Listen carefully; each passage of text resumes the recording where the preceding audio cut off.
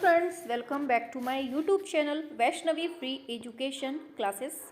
Friends, जैसा आप सभी लोग देख रहे हैं कि शाम को डेली 3 बजे अपनी धुआंधार क्लास होती है जिसमें हम कंप्लीट कोर्स करवा रहे हैं। ठीक है, इसके पहले जो है हमने 54 क्लासें बिल्कुल धुआंधार तरीके से कंप्लीट की हैं। ठीक है, जिसने अगर पिछली क्लासें ना देखी हो तो आप एक काम करिएगा, नीचे आपको डिस्क्रिप्शन बॉक्स पर आपको एक लिंक मिलेगी, वहाँ से जाकर प्लेलिस्ट में सारी क्लासें देख लीजिएगा। ठीक है, और हमने आपको कल ही बता दिया था कि आज जो हमारा न्यू चैप्टर स्टार्ट होगा पहाड़ी चित्रकला। ठीक है, देखिए फास्ट वे में चलेंगे, बिल्कुल से रिवीजन के तौर पर चलेंगे। ठीक है, शाबाश।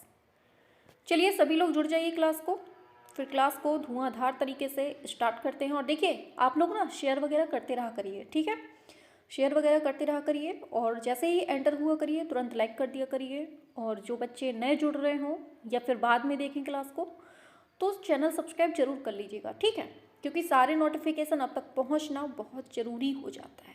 ठीक है, चलिए शाबाश। और इसके पहले जो है मैंने अभी 2 से 3 दिन पहले न्यू ईयर में संपूर्ण कलाकार की क्लास पढ़ाई थी मैंने। ठीक है, अगर आप लोगों ने उसको ना देखा हो तो उसको ज़रूर देख लीजिएगा। ठीक है, क्योंकि मैंने कंप्लीट करने की पूरी कोशिश की है संपूर्ण कलाकारों की। ठीक है, स्पेशल वीडियो है तो आप वहाँ से जाकर कंप्लीटली देख सकते हैं। ठीक है, चलिए सभी लोग जुड़ रहे हैं धीरे धीरे मटक मटक के। चलिए तो स्टार्ट करते हैं अपनी क्लास को। आज हमें स्टार्ट करना है पहाड़ी कला। तो देख लेते हैं पॉइंट। पहला पॉइंट दिया है 20वीं शताब्दी के आरंभ में पंजाब और हिमालय की, याद रखना है, हर पॉइंट को नोट करते हुए चलना है। ठीक है, वैसे पीडीएफ आपको टेलीग्राम में मिल जाती है और जो भी टेलीग्राम से ना जुड़ा हो तो नीचे आपको डिस्क्रिप्शन बॉक्स पर टेलीग्राम की लिंक मिलेगी, आप वहाँ से जाकर टेलीग्राम ग्रुप से ऐड हो सकते हैं। ठीक है, वहाँ पर इसकी पीडीएफ आपको मिल जाएगी। ठीक है, जैसे ही चैप्टर कंप्लीट होगा वैसे ही पीडीएफ मिल जाएगी। ठीक है, तो 20वीं शताब्दी के आरंभ में पंजाब और हिमालय की सुरम्य घाटियों में पनपी एक उन्नत शैली के चित्र प्राप्त हुए थे, जिसे हम कौन सी कला कहते हैं? इसको हम पहाड़ी चित्रकला कहते हैं। तो यहाँ से एक क्वेश्चन निकल के आया कि पहाड़ी चित्रकला किस किस मेन राज्य में पनपी थी? तो पंजाब में और हिमाचल प्रदेश में। ठीक है, याद रखना है। आगे चलते हैं। पहाड़ी शैली की खोज की बात की जाए तो किसने की थी? ये की थी मैटकॉफ ने। ठीक है, पहाड़ी शैली लघु चित्रकला शैली थी। सारे पॉइंट बन रहे हैं, दिमाग में सेट करते हुए चलना है। खोज की है मैटकॉफ ने और किस पर आधारित है? ये लघु चित्रकला पर है आधारित। कहाँ पर मिली है? पंजाब और हिमाचल प्रदेश के आसपास में। आगे, स्थानीय पारंपरिक कला और मुगल शैली में दक्ष कलाकारों के सहयोग से जिस अनुपम चित्रण शैली का विकास हुआ है उसे हम कौन सी शैली के नाम से जानते हैं? उसे हम कहते हैं पहाड़ी चित्रकला। ठीक है, आगे बढ़ते हैं, सारे पॉइंट समझते हुए चलना है। ठीक है, पहाड़ी पेंटिंग प्रारंभिक 18वीं से विलंबित और 19वीं शताब्दी, मतलब 18वीं 19वीं शताब्दी बोल सकते हैं। किसकी है ये शताब्दी? तो ये है पहाड़ी पेंटिंग की। ठीक है, पहाड़ी चित्रकला की विस्तृत जानकारी हमें 1910 में किसने दी है? आनंद कुमार स्वामी ने दी है। ठीक है, विस्तृत जानकारी की बात होगी तो आनंद कुमार स्वामी ने, और अगर खोज की बात होगी तो किसने की है? मैटकॉफ ने की है। अभी जस्ट हमने ऊपर पढ़ा है। ठीक है, पहाड़ी चित्रों को सर्वप्रथम आनंद कुमार स्वामी ने कहाँ पर प्रदर्शित किया है? तो ये अपने इलाहाबाद में किया है। ठीक है, सारे पॉइंट इंपॉर्टेंट है, दिमाग में सेट करते हुए चलना है। ठीक है, आगे, डॉक्टर आनंद कुमार स्वामी ने 1916 में एक पुस्तक लिखी थी। नाम क्या है उस पुस्तक का? राजपूत पेंटिंग। ठीक है, इसमें पहाड़ी चित्रों को 2 भागों में बांटा है। किसने? आनंद कुमार स्वामी ने 1916 में एक पुस्तक लिखी जिसका नाम है राजपूत पेंटिंग। इसमें पहाड़ी चित्रों को 2 भागों में बांटा है। पहला है उत्तरी चित्रकला या फिर जिसे हम कहते हैं कांगड़ा स्कूल। दूसरी है दक्षिणी चित्रकला जिसको हम कहते हैं डोंगरा जम्मू स्कूल। पहली है कांगड़ा स्कूल, दूसरी है डोंगरा स्कूल। ठीक है, चलिए इसके आगे देख लेते हैं क्या बोलना चाह रहा है ये। चलिए, पहाड़ी शैली में व्यक्ति चित्रण किस रूप में हुआ है? अंडाकार रूप में। ठीक है, फिर बोल रहे हैं डॉक्टर R.A. अग्रवाल ने पहाड़ी रियासतों को कितने भागों में बांटा है? इसको समझिएगा अच्छे से, कितने भागों में बांटा है? मेनली इन्होंने 4 भागों में बांटा है, पहला, दूसरा, तीसरा, चौथा। अब इन चारों को हम देख लेते हैं। तो पहले वर्ग में कौन सा राज्य था? कश्मीर राज्य था, जो सिंधु और चेनाब नदियों के बीच में फैला हुआ था। ठीक है, ये पहाड़ी रियासतों को बांटा है कि पहाड़ी जो क्षेत्र है, मतलब पहाड़ी चित्रकला जो है कहाँ कहाँ पर पनपी थी, तो ये हम देख रहे हैं। तो पहला राज्य हमारा आ रहा है कश्मीर, जो हमारा सिंधु एवं चेनाब नदियों के बीच में है। दूसरे वर्ग में क्या है? चेनाब और रावी के मध्य का क्षेत्र जो जम्मू कहलाता था, इसमें जम्मू, जसरोटा, मानकोट, बशोहली रियासतें आती थीं। किसमें? दूसरे वर्ग में। ठीक है, तीसरे में क्या है? रावी और सतलज नदियों के बीच का प्रदेश था, जिसमें कांगड़ा, गुलेर, चंबा, मंडी, नूरपुर, कुल्लू, ये सब रियासतें आती थी। ठीक है, तो पहला है हमारा सिंधु चेनाब नदियों के बीच का क्षेत्र कश्मीर, दूसरा है चेनाब और रावी के बीच का क्षेत्र, तीसरा है रावी और सतलज के बीच का क्षेत्र। ठीक है, ये हो गए 3। चौथा देखते हैं। चलिए, चौथा है सतलज के दक्षिण पूर्व तथा गंगा जमुना की प्रारंभिक धाराओं के बीच बिलासपुर व टिहरी गढ़वाल राज्य थे। ठीक है, थोड़ा सा मोटा मोटा बस इसमें समझ लीजिए। ठीक है, मतलब मेन चीज़ ये देख लीजिए कि चेनाब रावी के बीच में है, फिर रावी सतलज के बीच में है, फिर सतलज के दक्षिण में है। ये चीज़ें नदियों के थोड़ा सा देख लीजिए, बाकी यहाँ से क्वेश्चन ज़्यादा नहीं पूछे जाएंगे। आगे है प्रसिद्ध चित्रकला के विद्वान हैं डॉक्टर B.N. गोस्वामी। इन्होंने अपने शोध के आधार पर यह सिद्ध किया था कि पहाड़ी चित्रकला मुगल दरबार से भागे कलाकारों के बल पर नहीं, बल्कि गुलेरवासी चित्तेरा सेऊ के वंशजों के आधार पर चली है। मतलब जो पहाड़ी चित्रकला है वो किसके आधार पर चली है? ये हैं गुलेरवासी चित्तेरा, सेऊ के, किसके वंशज हैं? सेऊ के वंशज के आधार पर हमारी पहाड़ी चित्रकला देखने को मिलती है। ठीक है, यहाँ तक समस्या नहीं होगी। आगे देखते हैं। पहाड़ी शैली के चित्रों में प्रकृति चित्रण का महत्व प्राप्त हुआ है। किसमें? पहाड़ी शैली में। ठीक है, पहाड़ी चित्रों में गहरे रंग का प्रयोग किया गया है। प्रकृति चित्रण का महत्व है, गहरे रंगों का है। और पहाड़ी शैली में सबसे अधिक किसका मतलब चित्रण मिलता है सबसे ज़्यादा? तो ये मिलता है कृष्ण लीला का। किसमें? पहाड़ी शैली में। ठीक है, आगे पहाड़ी शैली में नारी अंकन का सुंदर चित्र मिलता है। किसमें? पहाड़ी शैली में कृष्ण लीला मिलती है, प्रकृति चित्रण मिलता है, गहरे रंग मिलते हैं, कृष्ण लीला मिलती है, नारी अंकन का सुंदर चित्रण मिलता है। ये सब किसमें है? पहाड़ी शैली में। आगे भारतीय चित्रकला में ऋतु संबंधी चित्रों को क्या कहते हैं? 12 मासा कहा गया है।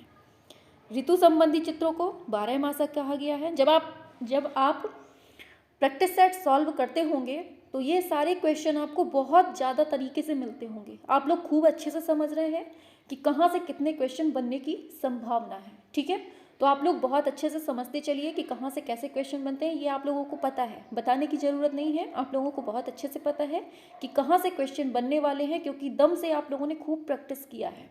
हमें पता है आप लोगों की तैयारी बिल्कुल से धुआंधार है, इसलिए रिवीजन के तौर पे पढ़ा रहे हैं। ठीक है, अच्छे से दिमाग खोल के समझते हुए चलिए। राधा कमल के अनुसार पहाड़ी चित्रों की संख्या लगभग कितनी है? ये है 50,000। किसके अनुसार है? राधा कमल के अनुसार। किसकी? कौन से चित्रों की? पहाड़ी चित्रों की। पहाड़ी चित्रकला के प्रमुख आश्रयदाताओं में कांगड़ा के राजा संसार चंद्र बसोहली के राजा हैं कृष्णपाल, गुलेर के गोवर्धन चंद्र और कुल्लू के प्रीतम सिंह। ये सब किसके आते हैं? ये सब हमें पहाड़ी चित्रकला में देखने को मिलते हैं। ठीक है, चलिए अब यहाँ से स्टार्ट हो जाती है बशोहली शैली, इसको देख लेते हैं। चलिए आती है बसोली शैली। इसमें क्या दे रहा है पहला पॉइंट, बसोली शैली पहाड़ी चित्रकला में सबसे प्राचीन शैली मानी जाती है। कौन सी? बसोली शैली। ठीक है। बसोली शैली का जन्म की बात की जाए तो ये किससे हुआ है? इसका उद्भव लोक कला से इसका उद्भव हुआ है। ठीक है। थोड़ा सा शोर वगैरह हो रहा होगा क्योंकि बच्चे खेल रहे हैं बाहर। ठीक है। चलिए, बसोली का क्षेत्र वर्तमान में कहाँ पर है? ये जम्मू राज्य के कठुआ जिले में। कहाँ पर? जम्मू राज्य के कठुआ जिले के अंतर्गत आता है, जो आज बसोली तहसील के रूप में विद्यमान है। ठीक है। क्या है ये? बसोली तहसील है और कहाँ पर है? जम्मू में है। किससे उद्भव हुआ है? लोक कला से, और ये सबसे पहाड़ी चित्रकला की प्राचीन शैली है। ठीक है। यहाँ से इतने पॉइंट हैं। आगे, प्राचीन काल में बसोली की राजधानी क्या थी? तो ये बालौर या फिर इसी को हम बल्लपुर कहते थे। ठीक है। ये हो गई राजधानी की बात। आगे दे रहा है बसोली के वंशज जो हैं अपने आप को किसकी संतान मानते थे? ये पांडवों की संतान अपने आप को समझते थे। कुल्लू राजवंश का राजकुमार है राजा भोगपाल, जिनका हमें टाइम मिलता है 1565 ईस्वी। ठीक है। और ये जो है ये बसोली राज्य का संस्थापक है। कौन? राजा भोगपाल। ठीक है। याद रखना है, ये कुल्लू राजवंश का राजकुमार है राजा भोगपाल, और ये किसका संस्थापक है? बसोली शैली का, बसोली राज्य का संस्थापक है। ठीक है। और बसोली के राजा बेलोरिया नाम से प्रसिद्ध हुए हैं। ये तो ज़्यादा मतलब कठिन नहीं होगा याद करने के लिए। बेलोरिया, तो बेलोरिया किसके लिए फेमस है? बसोली के राजाओं के लिए। आगे देख लेते हैं। फ्रांस के यात्री हैं विग्ने, ये अजीत घोष, जेसी फ्रांस के यात्री हैं विग्ने, अजीत घोष, जेसी फ्रेंच ने बसोली शहर की यात्रा की और पहाड़ी क्षेत्र की कला का अध्ययन किया और बसोली कलम को सबसे प्राचीन माना है। ठीक है। याद रखना है। आगे चलते हैं। बसोली शैली की खोज जो है 1929 में किसने की है? ये की है अजीत घोष ने। और राज्य की स्थापना किसने की है? जल्दी से छापो, अभी हमने जस्ट ऊपर बताया है। चलिए, खोज की बात हो रही है तो अजीत घोष। राज्य स्थापित किसने किया है? छाप दो। आगे, बसोली शैली के सौंदर्य को सबसे पहले किसने पहचाना था? सौंदर्य को सबसे पहले किसने पहचाना? तो जिसने खोज की है उसी ने पहचाना होगा, अजीत घोष ने। आगे, बसोली के राजा कृष्णपाल 1590 में इनका टाइम पीरियड है। इन्होंने अकबर से साक्षात्कार किया था और मुगल दरबार में बहुमूल्य भेंटों सहित उपस्थित हुआ था। ठीक है। बसोली शैली का पौधारोपण जो है राजा कृष्णपाल के समय में हुआ है। बसोली शैली का जो पौधारोपण जो मतलब उद्भव हुआ है किसके समय में हुआ है? तो ये कृष्णपाल के टाइम पे हुआ है। आधुनिक नगर है बसोली की स्थापना का श्रेय किसको दिया जाता है? आधुनिक नगर की बात हो रही है। ठीक है। भूपत पाल को आधुनिक नगर का दिया जाता है। आगे चलते हैं। चलो, अब देखिए यहाँ से चित्र देखने को मिल रहा है हमको। तो चित्र में क्या है? साधु और कृष्ण को इसमें दिखाया गया है चित्र में। ठीक है। पूछा जा सकता है, ऐसे ही चित्र दे देगा। खैर अभी तक तो ऐसा कोई क्वेश्चन नहीं पूछा है आपके एग्जाम में, लेकिन हो सकता है पूछ लिया जाए, है ना, क्योंकि ट्रेंड हो रहा है अब, हर चीज़ बिल्कुल से ट्रेंडिंग की तरफ बढ़ रही है, तो हो सकता है कैसा क्या क्वेश्चन आ जाए आपके एग्जाम में, है ना। तो साधु और कृष्ण जो है किसमें दिखाया गया है? तो किसमें है? ये पहाड़ी चित्रकला पढ़ रहे हैं हम लोग। आगे देखते हैं। आगे है भूपत पाल के समय के चित्रित एक चित्र में शाहजहां का सम्मान करते हुए भूपत पाल को दिखाया गया है। ये पूछा जा सकता है कि इसको कहाँ पर रखा गया है, कहाँ पर सुरक्षित है? तो याद रखना है ये डोंगरा कला तीरगा जम्मू में सुरक्षित है। ठीक है, याद रखना है। आगे रसमंजरी के चित्र हैं पहाड़ी कला के बसोली शैली में अंकित किए गए हैं। ठीक है, आगे चलते हैं। आज बहुत शोर हो रहा होगा क्योंकि आज थोड़ा मौसम अच्छा है, तो सभी बच्चे बाहर हैं और खूब चहल पहल है। चलिए, तो यहाँ पर अब देखने को मिल रहा है हमको चित्र, राधा और कृष्ण का चित्र देखने को मिल रहा है। चलिए आगे चलते हैं। यहाँ से राजा कृपाल पाल बसोली कलम के संरक्षक व प्रवर्तक माने जाते हैं। पूछा जा सकता है कि संरक्षक व प्रवर्तक जो हैं कौन माने जाते हैं? राजा कृपाल पाल। ठीक है, अतः इन्हीं के समय में बसोली शैली का सर्वोत्तम विकास भी हुआ है। भानुदत्त कृत है एक सचित्र प्रति रसमंजरी जो कि 1694 से 95 में बसौली शैली की सबसे पहली चित्रित प्रति मानी जाती है।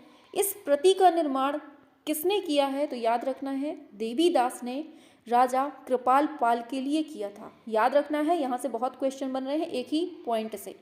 भानुदत्त कृत सचित्र प्रति है रसमंजरी जो 1694 से 95 में बनी है, बसौली शैली की सबसे पहली चित्रित प्रति है। ठीक है, याद रखना है। और इस प्रति का जो निर्माण किया है देवीदास ने राजा कृपाल पाल के लिए किया था।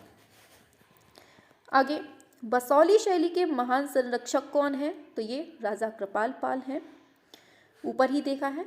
फिर है अजीत घोष के शब्दों में बसौली जो है ये कलम का श्रेष्ठतम काल संभवतः मतलब 17वीं शताब्दी रहा है। ये तो हम ऊपर ही पढ़ चुके हैं। आगे, बसौली शैली का स्वर्ण काल पूछा जा सकता है तो किसके टाइम पर है? तो ये कृपाल पाल के ऊपर है। हमने अभी बताया ऊपर कि ये सर्वोत्तम विकास जो है यहाँ पर हुआ है ना, वही चीज़ लिखी है नीचे। आगे बोल रहा है बसौली में मेदिनी पाल ने रंग महल और शीर्ष महल बनाया था। किसने? मेदिनी पाल ने। कौन सी शैली में? बसौली शैली में। क्या बनाया है? रंग महल और शीश महल। ठीक है, उम्मीद है बहुत अच्छे से क्लियर हो रहा होगा सारे पॉइंट। ठीक है, कंफ्यूजन की स्थिति नहीं बनेगी। आगे, मेदिनी पाल के समय में बना चित्र है गिरि गोवर्धन। कौन सा चित्र है? गिरि गोवर्धन, जो बसौली शैली के सर्वोत्तम चित्रों में एक है। किसने बनाया है? किसके टाइम पर बना है? मेदिनी पाल के टाइम पर बना है गिरि गोवर्धन। ठीक है, आगे अब देखिए ये चित्र है गिरि गोवर्धन का, बसौली शैली का है। आगे चलते हैं। चलिए, ये बहुत पूछा जाता है, ये शायद हमने अभी बीच में किसी दिन पूछा भी था आप लोगों से शाम वाली क्लास में। चलिए, तो क्या है? माखन चोर जो है प्रसिद्ध चित्र, ये बसौली शैली का है। ठीक है, और बसौली शैली के चित्रों में हाशिया जो है किस तरह के बने हैं? सादे टाइप के बने हैं, सादा बने हैं। ठीक है, बसौली शैली में मुख्य आकर्षण जो है किसका है? चटकीले रंगों का है। हाशिया कैसे बने हैं? सादा हैं। और माखन चोर जो चित्रित है कौन सी शैली में? बसौली शैली में। ठीक है, आगे, बसौली शैली को आरंभ में तिब्बती शैली के नाम से भी पुकारा जाता था। ठीक है, याद रखना है। चलिए आगे है, बसौली शैली में नेत्र जो हैं सबसे सुंदर तथा सबसे बड़े बनाए गए हैं। आज मैं पता है ऊपर वाले रूम पे हूँ, तो ऊपर वाले रूम में बहुत ज़्यादा शोर हो रहा है, बाहर से जितनी भी आवाज़ें हैं ना सब यहीं आ रही हैं। ठीक है, और बच्चे भी बहुत खेल रहे हैं, सभी लोग बाहर ही हैं। चलिए थोड़ा सा कोऑपरेट कीजिए। ठीक है, क्या है? बसौली शैली के चित्र पंजाब संग्रहालय में संग्रहित हैं। कहाँ पर? पंजाब में। स्वर्ण कीट की कतरन का प्रयोग चित्रों में मेवाड़ शैली के अतिरिक्त किसमें हुआ है? बसौली शैली में हुआ है। आगे, जिस प्रकार कांगड़ा का सौंदर्य रेखाओं में है, ठीक इसी प्रकार बसौली का सौंदर्य जो है वर्ण लावण्य में निहित है। फिर बोल रहा है जयदेव लिखित गीत गोविंद है। पूछी जाती है गीत गोविंद को किसने लिखा है? जयदेव ने। और इसका चित्रण एक महिला कलाकार किसने किया है?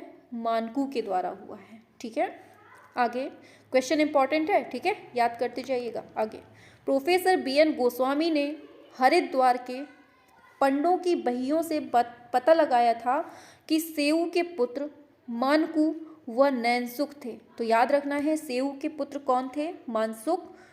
मानकू और नैनसुख थे, जो कौन थे ये? गुलेरवासी थे। ठीक है, इसी के आधार पर हमने बताया अभी ऊपर की पहाड़ी शैली जो है किसके वंशजों के आधार पर आई है? तो ये सेऊ के वंशजों के आधार पर। और कौन है इनके पुत्र? मानकू हैं, नैनसुख हैं। ठीक है, नैनसुख का पुत्र है रांझा, ये भी बसौली में भूपेंद्र पाल के समय में कार्य करता था। कल्याण पाल बसौली का आखिरी राजा है। कौन? कल्याण पाल। और इसी के समय में बसौली कला का अंत हो गया था। ठीक है, आगे चलते हैं। फिर बोल रहा है MS रंधावा ने कहा है, ये कोटेशन भी पूछे जाते हैं इसलिए थोड़ा सा दिमाग में रखिएगा। बसौली शैली पहाड़ी लोक कला एवं मुगल प्रविधि के सुखद मिलन के फलस्वरूप उत्पन्न हुई है और यह शैली कांगड़ा की सुकुमारिता, संस्कारिता व सूक्ष्मता से जो विरक्त हो रही है, लेकिन सहजता व ओजस्विता के गुणों से भी परिपुष्ट है। ठीक है, ये कहने वाले कौन है? ये कहा है एम.एस. रंधावा ने। आगे, बसोली शैली में पेड़ों को किस रूप में दिखाया है? प्रतीकात्मक रूप में दिखाया है। कौन सी शैली में? बसोली में। प्रेम से पीड़ित नायिकाओं को फूलों से लटकती टहनियों के नीचे दर्शाया गया है। ठीक है, किसमें? बसोली शैली में। आगे देखते हैं। आगे है, बसोली शैली में मूसलाधार वर्षा के लिए सीधी रेखाओं से जलवृष्टि अंकित की गई है और हल्की वर्षा के लिए छोटी छोटी मोती जैसी झिलमिल बिंदियों का प्रयोग भी हुआ है। ठीक है, आगे, बसोली शैली के हाशिए प्रायः गहरे लाल रंग में या कभी कभी गेंदे जैसी पीले रंग में अंकित किए गए हैं और लाल हाशिए पर सफ़ेद रंग से टांकरी लिपि में, ध्यान रखना है कौन सी लिपि? टांकरी लिपि में लेख लिखे गए हैं। ठीक है, बसोली शैली के हाशिए प्रायः कैसे हैं? गहरे लाल रंग में या फिर कभी कभी गेंदे जैसे पीले रंग में दिखते हैं और लाल हाशिए पर सफ़ेद रंग से टांकरी लिपि में भी लेख मिलते हैं। ठीक है, याद रखना है। आगे, बसोली शैली की रेखाओं में गति, ओज और उन्मुक्तता दिखाई देती है। ठीक है, किसमें? बसोली शैली में। ठीक है, आगे चलते हैं।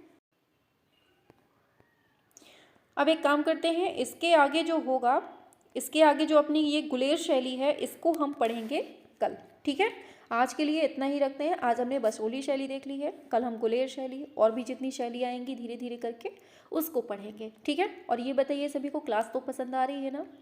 और देखिए, क्लास पसंद आ रही है तो लाइक वाइक करते रहा करिए। ठीक है, और दोस्तों में शेयर वगैरह करते रहा करिए। आज थोड़ा डिस्टर्बेंस भी रहा, बहुत शोर भी हो रहा था। अब ठंड का मौसम है तो बच्चे खूब मज़े से घूम रहे हैं, मैदान वगैरह पड़ जाता है तो यहाँ पर सभी लोग। चलिए फिर मिलते हैं नेक्स्ट क्लास में धुआंधार तरीके से। ठीक है, और लाइक शेयर सब्सक्राइब वगैरह अपना फ़र्ज़ निभाते रहा करिए। ठीक है, चलिए फिर मिलते हैं शाम को 7 बजे। 7 बजे ज़रूर जुड़ा करिए। ठीक है।